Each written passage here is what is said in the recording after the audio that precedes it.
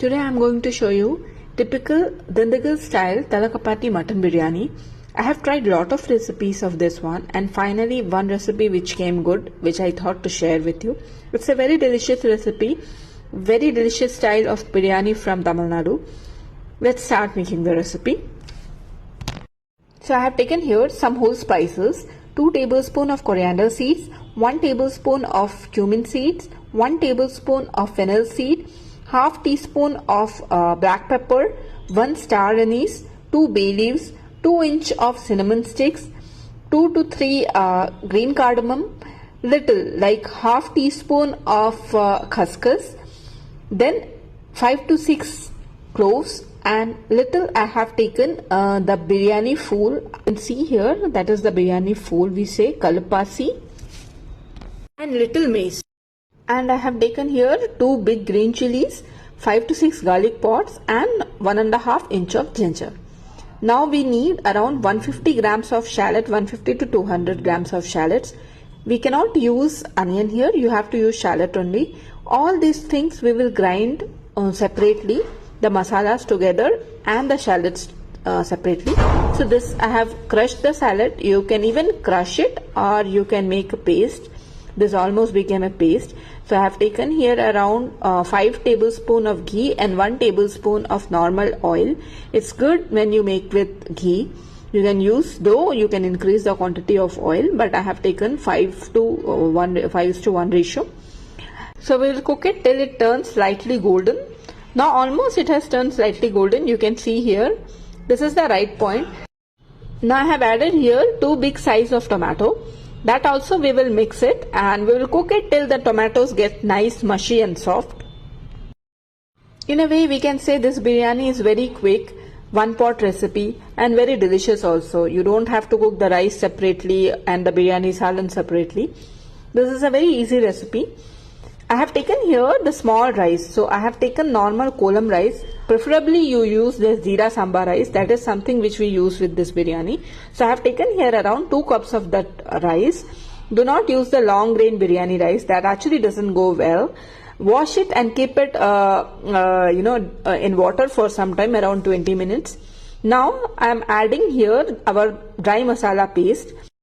Once the tomato is soft and mushy, then only add the paste of spices and mix it well.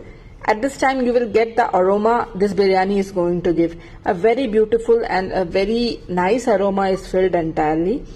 And just cook it for some time, around 3 to 4 minutes on a slow flame.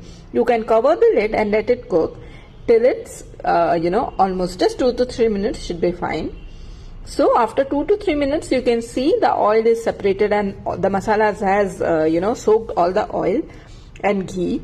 At this point I am adding some dry spices like half teaspoon of turmeric, 2 tablespoon of chili powder. This is Kashmiri chili. Chili as per your spiciness level you can increase or decrease it. Little bit of coriander and mint leaves, not much, just little bit of it should be enough. Just give it a mix well. You can add salt as per your taste at this point or any time before. Salt has no point. You can add any time early or soon at this type of recipe. So just give it a mix well and then we'll add the water and cook the biryani.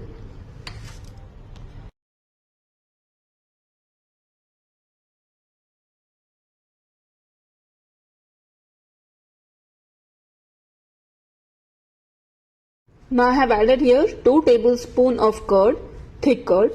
We'll give it a mix again with the curd. Whenever you add curd, always increase the flame because curd will release water. So if you increase the flame, then this will dry off very quickly. So at this point, just increase the flame. Now I am going to add mutton. I have taken half kg mutton here. Whenever you take mutton for biryani, always ensure little fat is there. Don't take the very dry out pieces. Generally mutton doesn't have those type of pieces, but the fat of the mutton gives a very good flavor to the biryani. Irrespective of all the masalas which we use, the biryani fat has its own flavor. So try to use good quality mutton and with little fat. Just give it a mix. Little mix is enough. Just roast it for around 5 to 4 minutes and then on a high flame, and then I'm going to add water.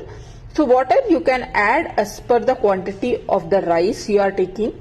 Initially, because we are just going to cook the mutton, so at this point I'm not going to add all the water together. So I have just added half cup of water because mutton will also release some of its water. So just half cup of water is enough. If you add more water, then the mutton will also take time to cook. Plus it will spill out much from the, while whistling. So that's why try to use less water only. At around 20 to 25 minutes, it depends on your cooking time, but I cooked this mutton for around 20 to 25 minutes and mutton is perfectly cooked. That's how we need it. I mean, nice soft. It should be soft. Biryani mutton always should be soft, but it should not come out of the bone. So you have to cook it properly. Give it a proper time. Don't cook it more. Now at this point, I'm adding little more water. So I have initially added half cup of water. After cooking, around 1 cup of water was there because mutton has also released some of the water. Now I will add 2.5 cup of water. The rice which I have taken, I need for 2 cup of rice, I would need around 3.5 cup of water because it takes more water than other rice. So total I am adding 3.5 cup of water. Whichever rice you use, accordingly you add that much water. I have squeezed here half lemon juice. I'm taking out the seeds and squeezing half lemon juice. So water you use according to the rice you have taken, how much water that particular rice need. According to that you add water. Just give it a mix and then we will add the rice which I have soaked in water for around 20 minutes. And then another 10 minutes I have just strained it out and kept it in a strainer. So as you see, this is not a very difficult recipe. It's a simple one-pot recipe, but the taste of this recipe is very authentic. Though it looks simple and we are just simply grinding it and then cooking all together everything, authentic taste you hardly get. Very rare places we get the authentic taste of this biryani. Many recipes I have tried and this one came almost perfect to a traditional Dindigul Thalappakatti biryani. I'm just adding a pinch of garam masala here. The spices which I have used initially, they are all very important.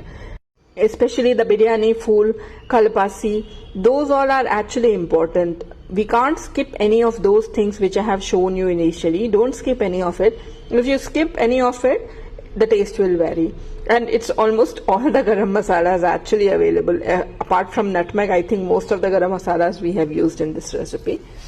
So I have just added a pinch of salt more because I felt the salt is little less. To eat with the biryani, I am also parallelly making the roti kebab, you can see. Now at this point, I will add the rice. And that's it. We just have to mix the rice well and cook it on a high flame for about 1 whistle. That much should be enough. Just cook it for 1 whistle and then let the steam completely go off. Do not open the steam.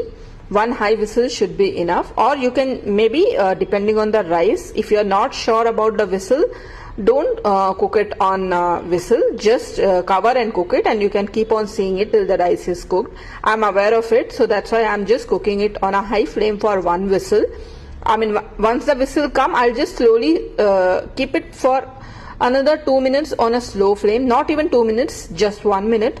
And now you can see the rice is almost ready. The biryani is completely ready. Before covering the lid, I have added 2 teaspoons of ghee also from the top. That actually gives a good flavor. And at this point also, once the biryani is completely ready, you can add a little bit of ghee on the top. It's optional, but you can add it.